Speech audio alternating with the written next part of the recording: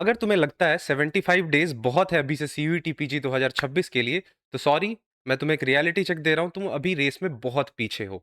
75 days बाद तुम या तो कॉन्फिडेंट होगे या तो ये सोच रहे हो कि काश अभी स्टार्ट कर दिया होता, मतलब अभी इस पर्टिकुलर पीरियड की मैं बात कर रहा हूँ। तो चलो समझते हैं 75 डेज रियलिटी चेक के बारे में, क्यों अभी भी हमारे पास समय है। और अगर अभी हम स्टार्ट करते हैं सीयूईटी पीजी 2026 की प्रिपरेशन, तो एक अच्छी यूनिवर्सिटी में एक अच्छा सीट हम लोग सिक्योर कर लेंगे। तो बिना किसी देरी के हम लोग बात करेंगे। सबसे पहले मैं बता दूं, ये वीडियो सिर्फ और सिर्फ वैसे स्टूडेंट के लिए है जो कि काफी ज्यादा सीरियस है और अब उनके मन में कहीं ना कहीं डर आ रहा है कि अब आगे क्या होगा, या वैसे स्टूडेंट्स जो स्टार्ट तो करना चाह रहे हैं लेकिन उन्हें ये आइडिया नहीं मिल पा रहा है कैसे करूं, इतने टाइम में हो पाएगा या नहीं हो पाएगा। तो मैं आज की इस वीडियो में तुम्हें एक रियलिटी चेक देने वाला हूं, क्यों अभी स्टार्ट करना क्रिटिकल हो जाता है। सबसे पहले एक छोटा सा मैथ करते हैं। हम आज मान लो 19-20 दिसंबर अप्रॉक्स होगा, ठीक है। एग्जाम डेट हमारा जो है वो अप्रॉक्स मान के चलो फर्स्ट वीक ऑफ मार्च में हो जाएगा, मार्च 10 के अराउंड।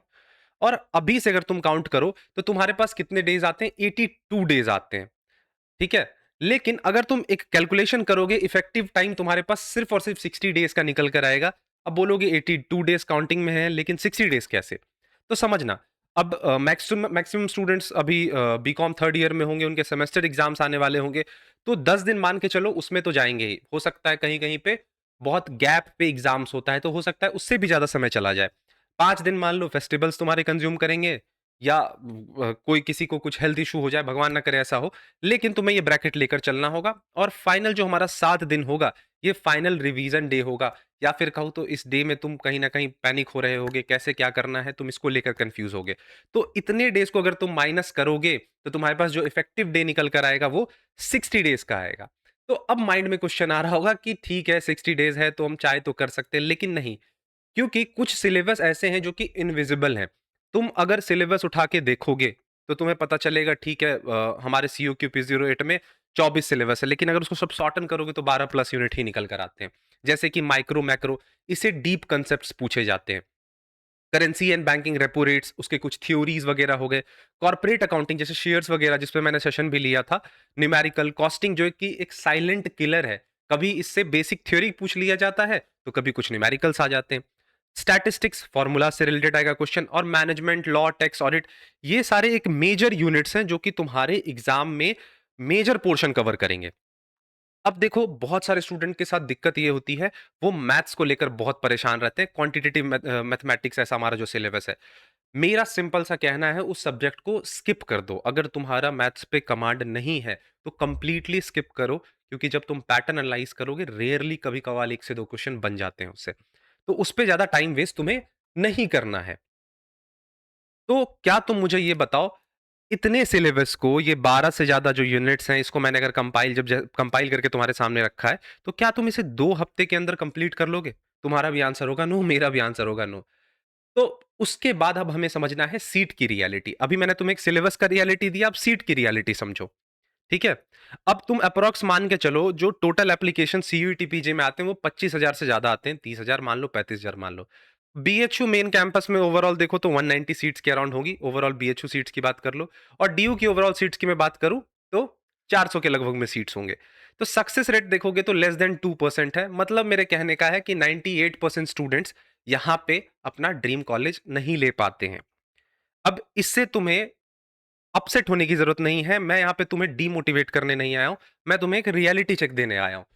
क्यों? क्योंकि जो स्टूडेंट्स अभी भी सीरियस नहीं हो रहे हैं, उनको अगर ये फैक्ट्स पता नहीं होंगे तो वो तो यही सोच के रखेंगे ना कि आखिरी के 1 महीने में या आखिरी के 15 दिन में हमें सिलेबस उठाना है, पीवाईक्यूज करने हैं, क्वेश्चंस लगा के चले जाना है एग्जाम देने। हाँ, बिल्कुल वैसे स्टूडेंट्स कर सकते हैं जिनका कंसेप्ट बहुत स्ट्रांग हो, जिन्होंने बीकॉम बहुत अच्छे से कर रखा हो और उनका थिंकिंग स्किल या माइंड बहुत शार्प हो, वो बिल्कुल कर सकते हैं। लेकिन एक मीडियोकर कह लो या एक अबव एवरेज स्टूडेंट होता है, उसके लिए थोड़ा सा डिफिकल्ट हो जाता है। तो तुम्हें एक 3 फेज स्ट्रैटेजी फॉलो करना चाहिए मेरे अकॉर्डिंग। अगर ये तुम फॉलो करते हो तो मैं इतना गारंटी देता हूं, तुम्हें एक एडमिशन तो जरूर, एडमिशन और एक सीट तो तुम्हें अच्छी यूनिवर्सिटी में जरूर मिल जाएगी। पहला फेज आता है फाउंडेशन फेज, जहां पे तुम अभी से डे 1 तुम काउंट करके चलोगे, 1 से 30 दिन का। इसमें तुम्हें कंसेप्ट क्लैरिटीज पे फोकस करनी है। Major units like micro macro accounting, इन सब पे तुम्हारा ज्यादा इंफेसाइज होना चाहिए। साथ ही साथ मैनेजमेंट, ये सारे ऐसे कोर यूनिट्स हैं जहां पे हर साल भर के क्वेश्चन तुमसे पूछे जाते हैं। कोई भी तुम्हें यहाँ पे शॉर्टकट अप्लाई नहीं करना है। सिंपल जो तुम्हारे पास स्टडी मटेरियल है, कोर्स है, जो भी चीजें तुम्हारे पास है, उसको उठाओ, डीपली स्टडी करना स्टार्ट करो, कोशिश करो इन 30 दिन में तुम उसे कवर अप कर लो। फेज वन अगर तुम इतना कर लेते हो तो तुम्हारा फाउंडेशन स्ट्रांग हो जाएगा, तुम्हारा जो बेस होगा वो मजबूत हो जाएगा। फेज टू हमारा निकल कर आता है दी एप्लीकेशन फेज।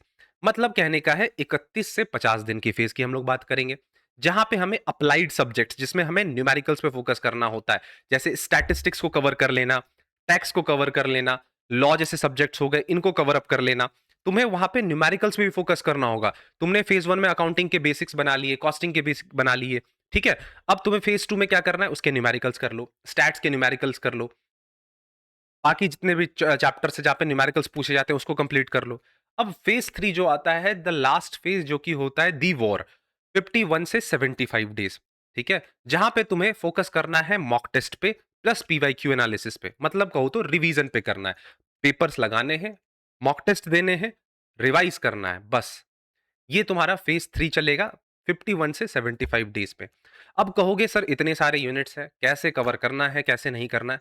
मैंने कई बार पीवाईक्यू एनालिसिस अपलोड किया है। इस वीडियो के बाद भी मैं एक दो वीडियो के बाद भी तुम्हें एक कंप्लीट पीवाईक्यू एनालिसिस दूंगा 2023 से लेकर 25 तक, जिसमें तुम्हें ओवरऑल बताऊंगा हाई वेटेज टॉपिक्स। और भी वीडियोस मेरी यूट्यूब पे पड़ी हुई हैं, जाके तुम देख लेना सीयूईटी पीजी 26 के लिए, जहां पे मैंने बहुत अच्छे तरीके से बताया किस यूनिट पे तुम्हें कितना फोकस करना चाहिए। लेकिन फिर भी तुम्हें अभी फोकस करना चाहिए micro, macro, accounting, costing, management, ठीक है। ये सारे मेजर यूनिट्स हैं। लॉ हो गया, इनकम टैक्स हो गया। इनकम टैक्स में तो खासकर जो हमारा डिडक्शन वाला पोर्शन होता है, उससे हर साल क्वेश्चन बनता है, तो उसको जरूर करके जाना। ये 3 फेज तुम्हारी स्ट्रेटजी में होनी ही चाहिए। अब कुछ टॉपिक जो कि डू और डाई टॉपिक्स होते हैं, मतलब रिटर्न आने के चांसेस काफी ज्यादा होते हैं। अगर तुम उसको स्किप कर रहे हो तो यहां पे तुम्हारी गलती है। अब जैसे मैं बताऊं, माइक्रो में अगर मार्केट स्ट्रक्चर छोड़कर जा रहे हो, इंडिफरेंस कर्व छोड़कर जा रहे हो, ठीक है, डिमांड चैप्टर छोड़ के जा रहे हो, तो ये तुम यहाँ पे गलती करोगे। स्टैटिस्टिक्स में भी most scoring topics like correlation, regression और प्रोबेबिलिटी के कंसेप्ट्स। बिजनेस ऑर्गेनाइजेशन और मैनेजमेंट की अगर मैं बात कर लूं, तो मैनेजमेंट के जितने भी थ्योरीज हैं, टेलर के, फ्योल के, मोटिवेशनल थ्योरीज, इन सब का प्रोसेस, प्लानिंग का प्रोसेस, ऑर्गेनाइजिंग का प्रोसेस, मोटिवेशन का जो भी स्टेप्स होता है, फिर हमारे जो मोटिवेशन थ्योरीज थे, इन सबको बिल्कुल कवर अप कर लेना। और अकाउंटिंग में पार्टनरशिप, शेयर्स, फॉरफीचर, इसको तो जरूर कवर करना। और कॉस्टिंग में लेबर हेड, मटेरियल वगैरह जो होता है उसमें प्रोसेस कॉस्टिंग, बैच कॉस्टिंग, ये सारे कंसेप्ट पे तुम्हें फोकस करना होगा। ये जो भी तुम्हें बता रहा हूँ 24 और 25 के ट्रेंड पे बेसिस पे ही बता रहा हूँ, ऐसा नहीं कि हवे में बात कर रहा हूँ। प्रॉपर जब मैं तुम्हें पीवाईक्यू एनालिसिस दूंगा तो उसमें तुम्हें एक एक सीट मैं प्रोवाइड करूंगा कि कैसे क्वेश्चन नंबर किस में ये क्वेश्चन पूछा गया है, ठीक है। अब तुम्हारे लिए एक चीज होना चाहिए तुम्हारे माइंड में, कि तुम्हें एक ऐसा स्टूडेंट नहीं बनना है जो कि अभी एडमिट कार्ड के लिए फोकस कर रहा है कि जब एडमिट कार्ड आएगा तो वो अपनी स्टडी को स्टार्ट करेगा। 800 पेज के टेक्स्ट बुक को तुम अगर सोच रहे हो कि अभी पढ़ोगे डिटेल, तो शायद दिक्कत हो सकती है। मैच द फॉलोइंग को अगर तुम इग्नोर कर रहे हो, मैच द फॉलोइंग हो गए, स्टेटमेंट बेस्ड क्वेश्चंस हो गए, तो ये भी यहां पे तुम्हारी गलती होगी। और न्यूमेरिकल्स को तुम प्रैक्टिस नहीं कर रहे हो। कुछ स्टूडेंट होते हैं कैलकुलेटर लेके बैठते हैं अभी भी न्यूमेरिकल के लिए।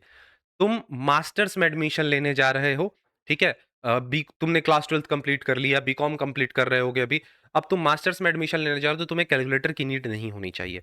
और थोड़ा बहुत करंट अफेयर्स की अगर मैं बात करूं, तो करंट अफेयर्स से भी कभी कभी तुम खुद को फेमिलियर करते रहो। लाइक एडवांस टॉपिक जैसे अभी एआई, एआई वगैरह बहुत है, तुम्हारे 2024 में पूछा गया था एआई से क्वेश्चन, जेम पोर्टल वगैरह से क्वेश्चन, फिनटेक से क्वेश्चन पूछे जाते हैं। तो कुछ करंट सिनेरियो जो कि तुम्हारे कॉमर्स से रिलेटेड हो, उस पर भी फोकस करते चलना, ठीक है। अब तुम्हारा क्या डेली रूटीन होना चाहिए अभी से, इस पे भी चलो बात कर ले रहे हैं। अगर अभी से तुम 4 से 6 घंटे दे रहे हो, तो मुझे जहां तक लगता है, और मुझे क्या, और ये प्रैक्टिकल बात कर रहा हूं, तुम्हारा एडमिशन हो जाएगा।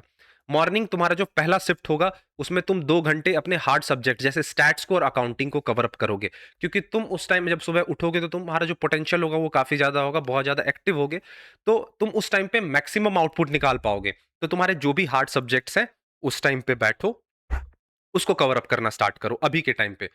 दूसरा, तुम्हारा जो आफ्टरनून होगा उसमें तुम्हारी थ्योरी रीडिंग होगी, जैसे कि लॉ हो गया। बोरिंग सब्जेक्ट्स होते हैं, सुबह सुबह उठोगे तो, और सुबह सुबह ही बोरिंग सब्जेक्ट की ओर जाओगे तो शायद पूरे दिन ना पढ़ो तुम। 1 घंटा थ्योरी रीडिंग पे डालो। इवनिंग का टाइम जो तुम्हारा होगा उसी सेकंड शिफ्ट में ही हमारा, उसमें तुम क्वेश्चंस प्रैक्टिस जरूर से जरूर कर लेना। और लास्ट में रात का टाइम मैं बताऊं तुम्हें, तुम चाहो तो अपने अकॉर्डिंग तुम इसको ऊपर नीचे भी कर सकते हो। नीचे तो मत करना, भले इस टाइमिंग को तुम ऊपर एक्सटेंड कर देना। 1 से 2 घंटे कर लेना, 2 से 3 घंटे कर लेना। नाइट का जो शिफ्ट होगा तुम्हारा, आधे घंटे से 1 घंटे का या 2 घंटे का, पूरे दिन तुमने जो भी पढ़ाई की, उसको तुम रिवाइज़ अभी से करते चलो। तो अगर तुम ये स्ट्रैटेजी फॉलो करते हो, 6 घंटे का टाइम तुम ब्रैकेट लेकर चल रहे हो अभी से, तो अभी भी एक हमारे लिए ऑप्शन खुल जाता है कि हम दिल्ली यूनिवर्सिटी के एक अच्छे कॉलेज में हम सीट सिक्योर कर सकते हैं। तो ऐसे ही मैं आने वाले टाइम पे तुम्हें वीडियोस प्रोवाइड करता रहूंगा। अब तुम्हारे लिए एक एक्शन प्लान मैं यहाँ पे दे रहा हूँ। मैंने एक 75 डेज का एक्सेल शेड्यूल बनाकर रख दिया है, जो कि तुम्हें एग्जाम टाइम ऐप पे तो देखने को मिल ही जाएगा फ्री मटेरियल सेक्शन में। साथ ही साथ मैं इसे टेलीग्राम ग्रुप में भी शेयर कर दूंगा। जब तुम ये वीडियो देख लेते हो तो तुम्हारी क्या रिस्पॉन्सिबिलिटी हो जाती है, उस शेड्यूल को देखो एक बार। साथ ही साथ तुम अपना शेड्यूल, क्योंकि हर एक स्टूडेंट का अलग शेड्यूल होता है। हो सकता है तुम्हें कॉलेज जाना होता हो, कॉलेज की स्टडी करनी होती हो सकता है कुछ लोग जॉब भी कर रहे हो। तो तुम अपने अकॉर्डिंग उस शेड्यूल से हेल्प लेते हुए अपना एक प्लान बनाओगे, ठीक है? उसके बाद तुम्हारे पास जो भी मटेरियल्स हैं, उसको लेकर तुम अपने आप को अडॉप्ट करोगे। तुम मतलब तुम्हारा जो टाइम टेबल है ना, उसको तुम मैनेज करोगे, ठीक है? तो तुम्हारे लिए एमकॉम 26 आज से ये मिशन स्टार्ट होता है। अब तो बिल्कुल मत इग्नोर करना इस चीज़ को, क्योंकि बहुत टाइम से मैंने पहले भी 4 मंथ स्ट्रैटेजी वीडियो डाला। अब अप्रॉक्स तुम्हारे पास मुश्किल से 75-60 दिन ही रह गए, जो तुम्हें मैंने इफेक्टिव टाइम तुम्हें बताया। तो अब अगर सीरियस हो जाते हो, तो बिल्कुल तुम्हारा एडमिशन हो जाएगा। सो एंड करेंगे, उससे पहले मैं बता दूं, जो भी स्टूडेंट्स एमकॉम के लिए प्रिपेयर कर रहे हैं, ब्रह्मास्त्र बैच के थ्रू प्रिपेयर कर सकते हैं। जहां पे अभी ऑफर प्राइस में यहाँ पे तुम्हें 2999 देखने को मिल रहा होगा, लेकिन ये कुछ दिन के लिए कोर्स तुम्हें 2499 में यहाँ पे मतलब 500 का डायरेक्ट ऑफ तुम्हें मिल रहा है।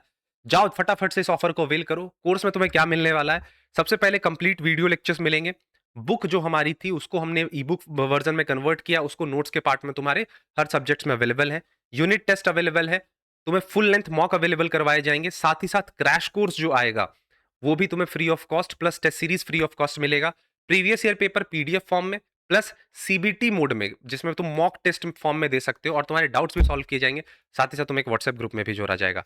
अगर इंटरेस्टेड हो तो दिए गए नंबर पे कांटेक्ट कर सकते हो। साथ ही साथ लिंक डिस्क्रिप्शन में है एग्जाम टाइम ऐप का, वहां से जाके तुम ज्वाइन कर सकते हो।